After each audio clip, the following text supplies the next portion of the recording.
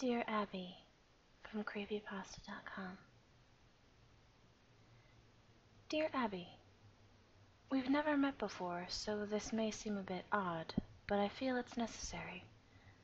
My name's Jay, for starters. I work the checkout line at the grocery store up on 67th Street. You know, the one with the parking lot that's way too big for the store itself. That's the one. I'm 24, fairly tall, and have a rather scraggly appearance. You probably wouldn't recognize me if I came up to talk to you. I don't have a very memorable face. I don't really know why I'm telling you all this, to be honest, but this isn't the point of me writing to you. I was working late at night yesterday. It was a very average day for the most part. Nothing too exciting happened, but you'd be surprised at how interesting this job can get at times. I'd been reading some book that the guy that worked at the counter the shift before me had left. It's some really crappy murder mystery chock full of cliches. Incredibly boring if you ask me, but it's something to do, I guess. When you showed up, though, my whole night changed. I don't know what exactly it was about you that caught my attention at first, but as soon as I saw you, I got this odd feeling. A weird mix between excitement and terror. That's the best way I can describe it, at least. I saw you walk into my line, and I quickly composed myself. I've been slouching down in my chair for a while since I rarely get anyone in my line. It was only when you got closer that I realized what about you caught my attention. You were absolutely beautiful. You walked up and said, "Hey," and handed me your card. I could tell by the way you were talking and the way that you looked that you were very sleep deprived, though this wasn't surprising considering how late it was. After a second or two of an awkward silence, I realized that you'd greeted me. I suddenly forced out a "Hi" in response. I cursed myself out mentally for that one. I sat there for a moment, trying to focus. "What's your name?" I asked. It's only later that I realized how odd this must have seemed. What kind of grocery bag guy asks what someone's name is? I'm glad I did, though. I remember you said you were named Abigail, but that you go by Abby for short. Abby. It seemed to fit you so perfectly. The name seemed to roll off my tongue as I said it back to myself silently. It was like sweet honey. It just felt good to say it. You seemed to be perplexed when I was looking back at you, and I wondered if I'd done something to upset you. "Shouldn't you be packing those?" you said, pointing to your groceries. Suddenly shocked and embarrassed, I looked up and apologized, then clumsily started shoving groceries into bags as fast as I could. I couldn't believe myself. How stupid could I be? But when I looked up, I realized you were laughing. "You're kind of cute," you said. I tried to play it off, be cool, but I was obviously thrilled. A girl like this thought I was cute. "You are too," I said, as I hastily packed the rest of the groceries. As you walked out, you turned around as you reached the door and said, "Have a good night." I'm guessing I look pretty stupid writing all this down. You probably still remember it. I mean, it did just happen yesterday. But I went home ecstatic that night, with all the confidence in the world. It's almost like it's unreal writing it back here. Anyway, I wanted to write this letter to you, Abby, to tell you that I love you. I don't know what it was that I felt that night. It was some weird mix-up of emotions. But all I know is that even in that small little transaction we had, I felt as if there was something between us. Please, write me back soon. Sincerely, Jay. Dear Abby, it's been a week since I sent my last letter, and I still haven't gotten a response, but that doesn't matter. How have you been? My life's just as normal as usual. Get up, go to work, go to bed.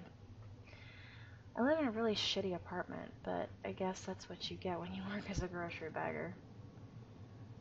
I've thought about you a lot lately, and sometimes I wonder if you still remember me. I saw you again today at work. This time it was at a more reasonable hour, thankfully. I didn't want to bother you to see if you'd approach me on your own. You came to my line again, which made me absolutely thrilled.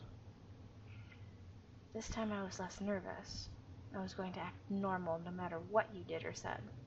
I wasn't going to let a girl like you slip through my fingers. As you walked up, you muttered something that was too quiet for me to make out, and waited at the end of the counter for me to finish packing your groceries. This obviously wasn't what I had expected, but it wasn't all too bad. You didn't seem to feel anything at all, actually. I was expecting you to either come up and talk to me or to avoid me like the plague, but instead you just walked on as if I was another stranger. This makes me wonder if you got my last letter. You should check your mailbox more often. There was one moment when I felt something, though. I looked over briefly to see what you were doing, and at the same time you seemed to look up at me to see how far along I was. Right then, our eyes locked. Only for a second or two, but in those 2 seconds, I saw so much more in you than I had seen last time. I felt as if I had known you for years, like I knew all of your intricate feelings and emotions. Did you feel anything like that with me? Shortly after I'd finished packing your bags and you paid and walked out, obviously this was a pretty normal process for me considering I do it about 50 times a day, but I had been determined since the night I wrote you that letter that the next time I saw you, I was going to get more out of it. I kind of screwed that one up. I wasn't satisfied with it. I'd have to have more. There's a little room in the very back left corner of the grocery store designated for the staff. In there, though, I knew they kept all the security footage from the day.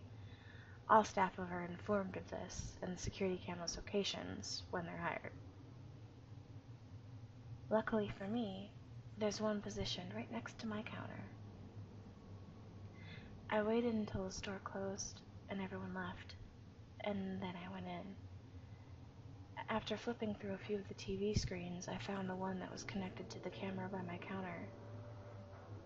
I rewinded it until about when I remember you coming in. After a few minutes of scanning, I found it. There you were.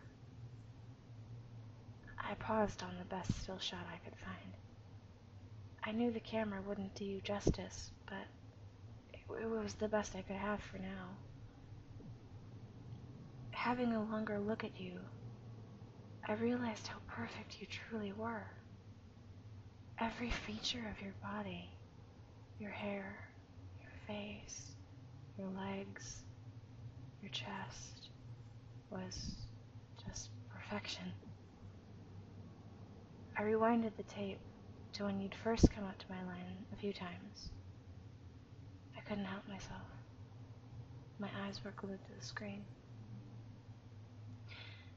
After a few minutes of consideration, I popped the tape out and shoved it in my pocket, and then drove home. I knew I wasn't allowed to. I could be very well fired for taking such actions. But I couldn't help myself.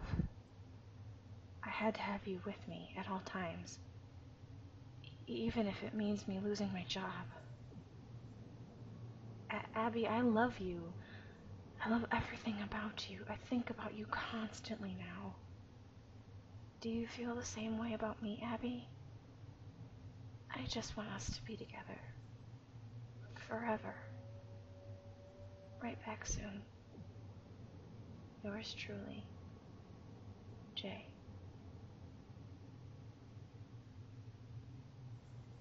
Dear Abby, it's been 3 days and I still haven't gotten a reply. Why don't you want to talk to me? I'm still unsure if you got my last 2 letters, but please tell me if you have. So, I got fired from my job. They found the missing tape.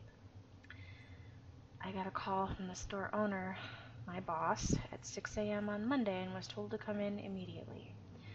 They were having a mandatory staff meeting. When I got there, all of the staff was gathered around a small table with the owner at the head of it. Once everyone had arrived, he told us that apparently there had been a minor robbery yesterday. It had about $200 worth of stuff taken from them. And the one tape that would have shown who was the culprit was the one I had taken. Just my luck. He told us that no one was going to leave the room until someone confessed. After a few minutes, I gave in. I told him everything about how I felt as if me and you had some kind of connection. After explaining the whole story, the entire room was staring wide-eyed at me. After I finished, I sat there in silence for several seconds. Suddenly, the store owner broke the tension. "Jay, you're fired. Get out of here now and don't come back," he said. I did as I was told and got out of there as fast as I could. That stupid prick. He's always treated me like shit. He's been on my case since the day I got this job. I swear he's been waiting for me to do just one little thing that could justify firing me. And the one time I slip up, he finds out. Why didn't he understand, though? Doesn't he get that you and I are meant for each other? Any rational man would have understood. Anyone put in my situation would have done that, right? I've been searching you up a lot lately. With no job, I have all the time in the world just to spend learning about you. I found out your last name's Merritt. What a beautiful name, Abby Merritt. I can't help but say it aloud whenever I think about you. I also found out that you're 24 and you live only a mile from me. I drove down to your apartment complex today. It looks nice. Much nicer than where I live. I asked to see you multiple times, but I was told that you weren't there every time. I felt more and more discouraged every time, but I was determined to see you again. After a few hours of asking, I decided to stay back in the parking lot for a while, waiting for you to come back. And after many hours of waiting, you did. It was late at night, around 10, I believe. I saw you pull up in your car and get out. I felt a sudden rush of warmth at seeing your face again. I know I have the security camera tape to look at, but it doesn't compare to seeing you in real life. I had to make sure to record it for later when I was at home. this time with a much higher quality camera. I wanted to capture as much detail as possible. I didn't know when the next time I would see you, and the security tape wasn't enough for me anymore. I asked the woman at the front desk multiple times what your room number was, but she refused to tell me. She thought I was some sort of creep. See, Abby, these people don't understand us. They don't understand what we feel for each other. I ended up waiting in the parking lot for a little while longer until someone came out. After talking to him for a bit, he told me what your apartment number was. He didn't want to talk at first, but I made him. You'd be surprised what you can make people tell you when they're holding a knife to their chest. Don't worry, I didn't hurt him too bad, but we can't have someone interfering with us. Don't you agree, Abby? I'm so sick of all these people trying to keep us apart. I ended up watching you from the parking lot for a while. Once I found out your room number and how the rooms in this complex were organized, it wasn't hard to locate it. You should be more careful about shutting your blinds, you know. I was easily able to watch you from the parking lot. I can't get you out of my head anymore. Ever. All I do is watch that video I took of you over and over. Abby, I want to be with you forever. I want to wake up in the morning to see you next to me in bed. I cannot wait until the next time I see you again. Love, Jay.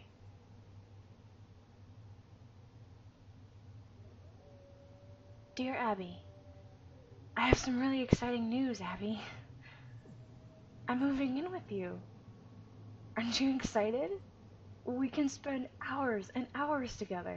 It'll be just perfect. Let me explain.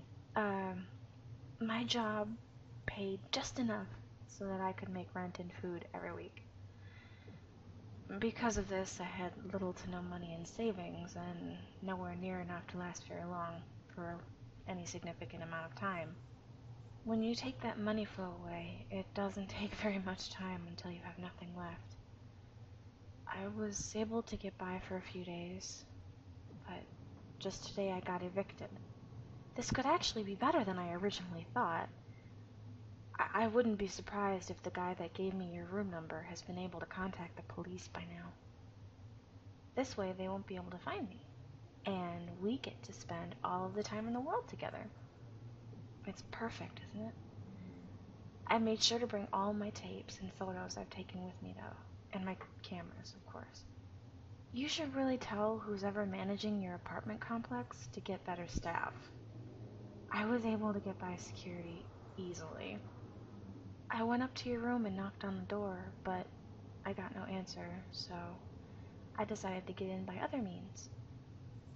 After scanning the footage I took from last night over a few times, I noticed that you have a ventilation shaft in the corner of your room.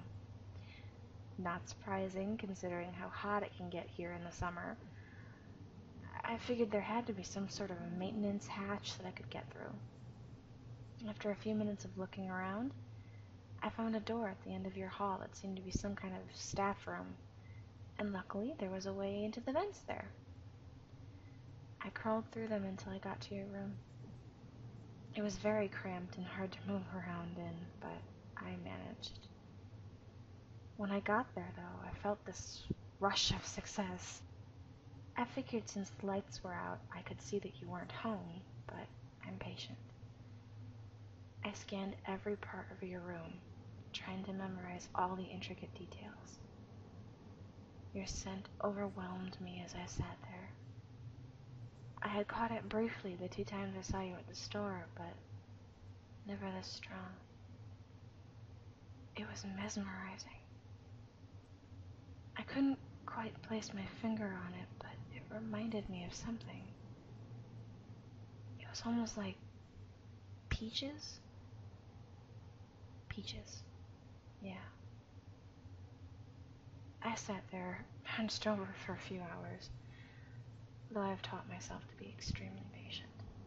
I can sit completely motionless for hours at a time, not moving a muscle. No one was going to see me. Then, you finally got home.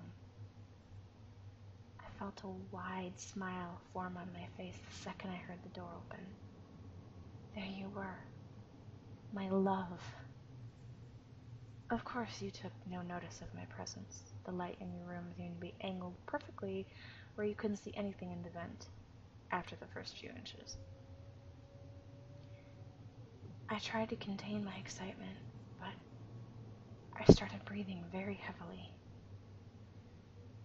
I tried to cover it up as best I could, but it was hard. You suddenly looked right at the vent.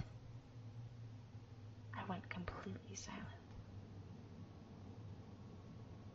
After a few seconds, though, you seemed to lose interest. This made me smile. This was the perfect spot.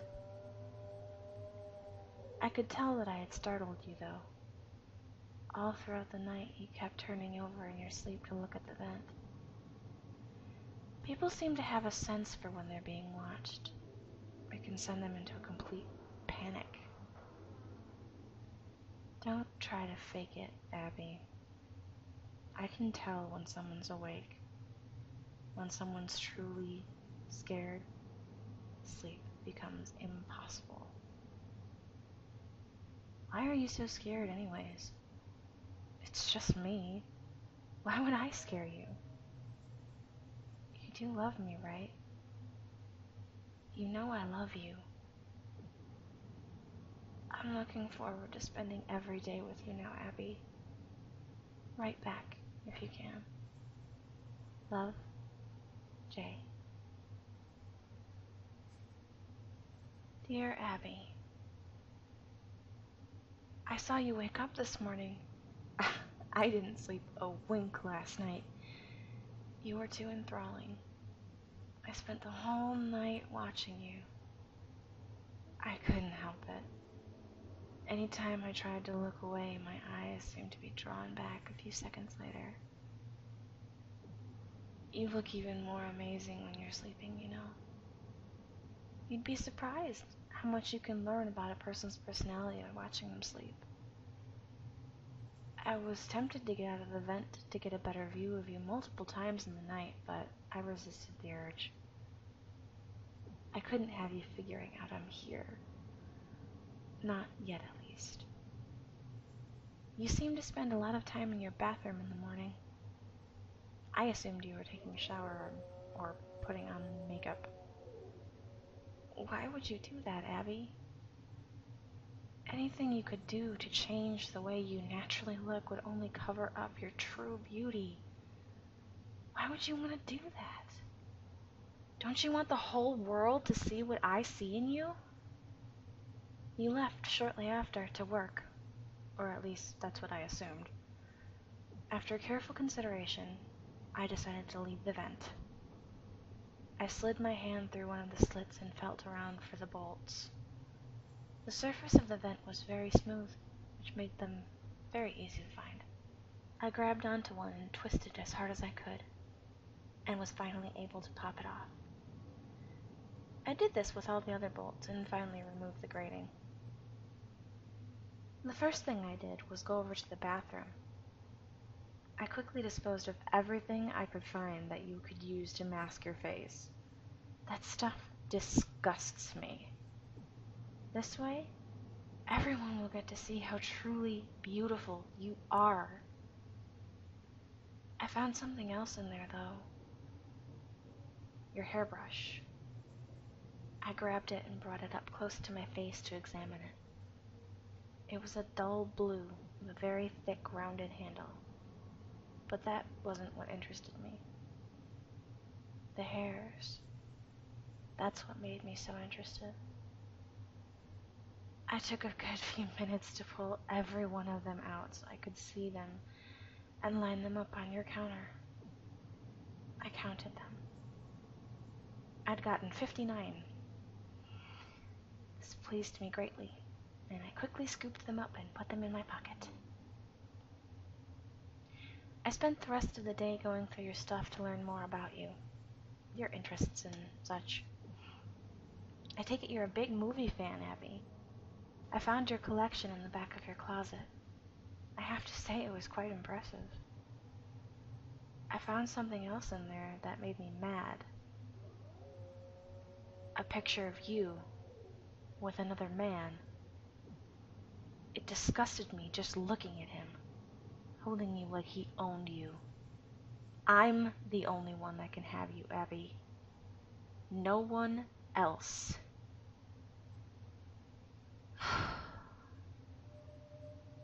At about 8:30, I started considering whether or not I should go back into the vent, since that's usually when you get back from work. Then I had another idea. I looked at your bed. The blankets hung low enough to the floor that you couldn't see underneath the bed unless they were lifted up.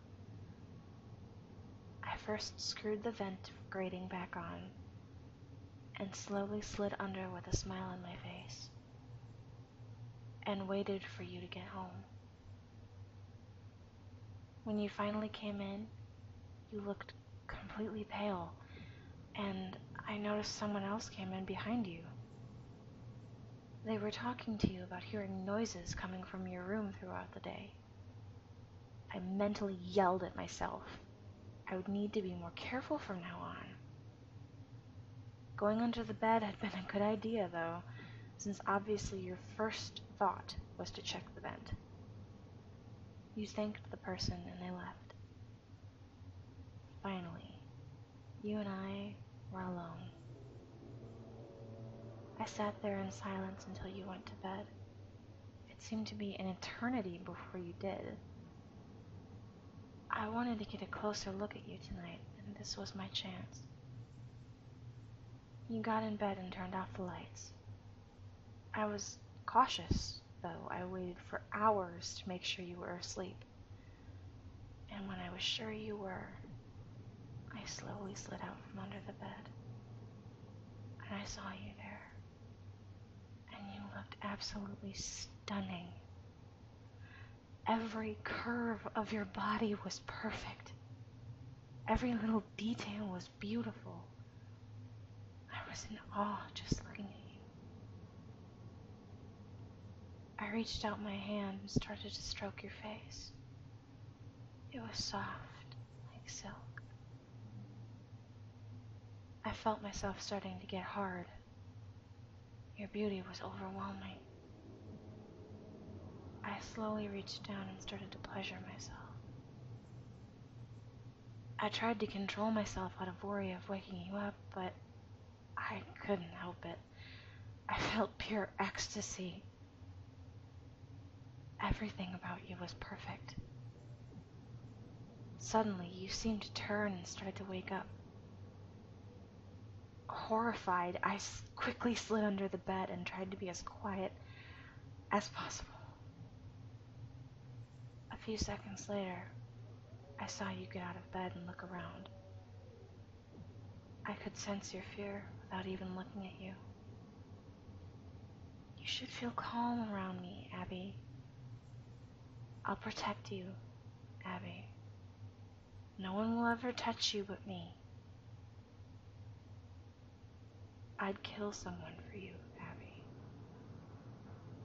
I made sure to pay attention today.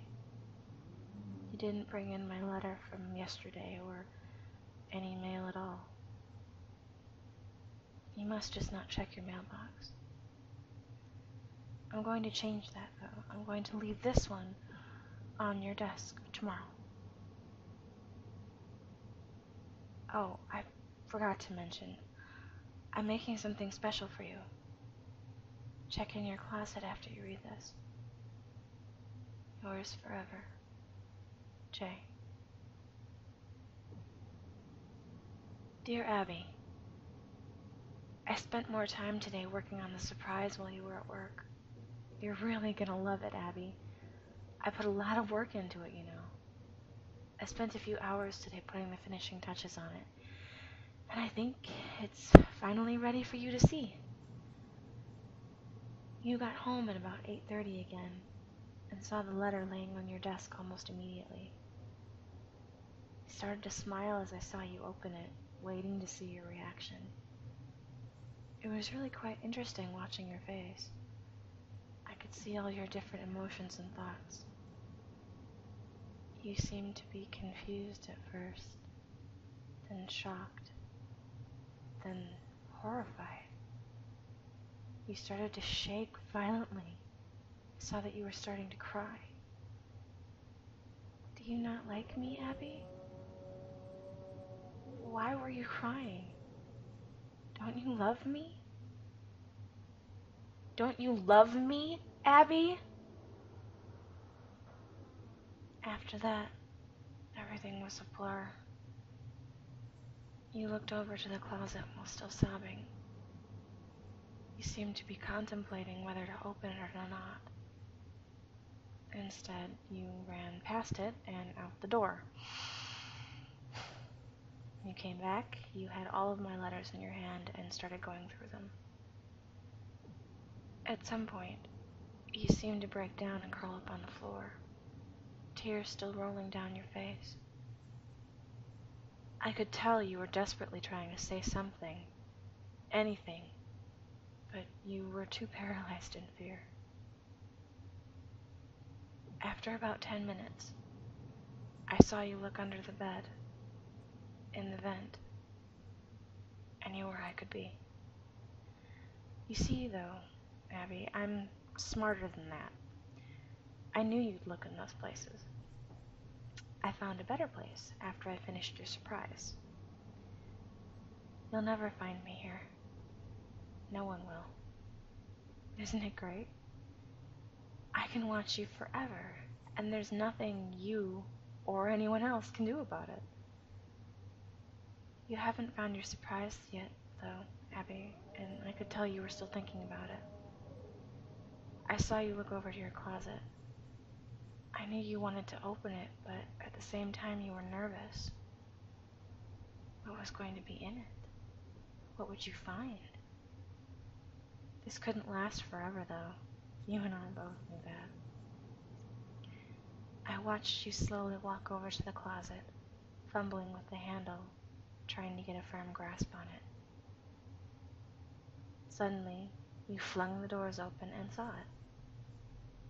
It was a scrapbook of me and you. I saw you flipping through the pages. You seemed to be shocked. Do you not like it, Abby? I got pictures of you and I when you weren't looking. Pictures of you sleeping, pictures of you at your computer. I'd scattered the hairs I'd collected throughout it, along with pictures of couples together. Of course, our faces on them, though. I got that picture of you with the other guy and put it at the very back. Except I didn't leave it like it normally was. I scratched that little prick's face off. I hate him so much. If I knew who he was, I would hunt him down and make him suffer. Don't you get it, Abby? No one can have you but me. You and me are meant for each other. No one else. I watched you sob for another 30 minutes. Then you got up and ran out of your apartment. Shortly after, you came back with multiple policemen. This shocked me. Do you not like the surprise, Abby? Why would you bring these people into our room? They'll never find where I am, but if they did, it could ruin everything. All of my work from the last few weeks would be for nothing. You wouldn't want that, right, Abby? I'm exhausted from today's work, and as much as I love you, I need sleep, Abby. Have a good night. I love you. Love, Jay. Dear Abby, do you see what you've done, Abby? Do you see what you've done? I woke up at 8 a.m. to see you frantically packing your bags. I was confused at first, but then I understood. You were leaving me. You don't love me. You don't love me. How could you do this to me, Abby? You were the only thing I wanted in life. I had nothing else to live for. But when I first met you, I saw a shimmer of hope. I thought that I'd finally have a reason to wake up in the morning and go on with my shitty life. And you went and threw that away. How could you do this to me, Abby? A few seconds after you left your room, I got out of my hiding spot and followed behind you. I saw you throw your bags in the back and then get in your car and start it. I wasn't going to let you get away though, Abby. I would never let that happen. I ran as fast as I could to your car and smashed out the window and dragged you out. Do you really think that you could get away from me, Abby? I had to hit you over the head and knock you out. You were making too much noise. Someone else, someone that doesn't understand, could have seen and ruined everything. Well, I had a plan for if you reacted like this. I drove out to the storage unit at the end of town. I'd reserved a slot the day I decided to move in with you. I drove up and unlocked it, and I grabbed you and carried you inside with me. It had only been a few minutes, so you were still unconscious. I made sure to go through your pockets to make sure you didn't have your phone on you. I set you down at the very back of the small room. Then I got in and lowered the door. I called the owner of the storage unit and told him that I had visited my lot the other day and forgotten to lock it, and asked him if he wouldn't mind locking it for me. Of course, he said yes, and I hung up. Then I threw the phone on the ground and stomped on it to be sure it would never work again. Shortly later, I heard the owner come up and lock the door. About an hour later, I saw you start to get up. I first heard a very faint grunt, then I saw your legs start to move. Shortly after, you were fully awake. When you saw my face, you started to scream, which then subsided to a whine, and then to a whimper. That's when you saw it. The one other thing in the room. My knife. It was obvious why it was there, and after a second or two of realization, you jumped and grabbed it. I looked you dead in the eyes and said, Abby, I love you. And then I felt the searing pain of the knife being driven into my side. I felt it being pulled out and jabbed back in with great force. I could feel it go in each time, like a fire burning a hole in my chest. I fell to the floor, laughing while coughing up blood. I saw you back away, trembling, and sit back down in the corner. And now, as I sit here in a puddle of my own blood writing this, I wonder how you'll go out. Will you use the knife and take your own life? Or will you let starvation take you? Either way, we'll be together in death, Abby. Together from the day I saw you until the day we both died. Just as I wanted it. And as you sit there crying, I can tell you've come to this realization. Abby, this is all I've ever wanted.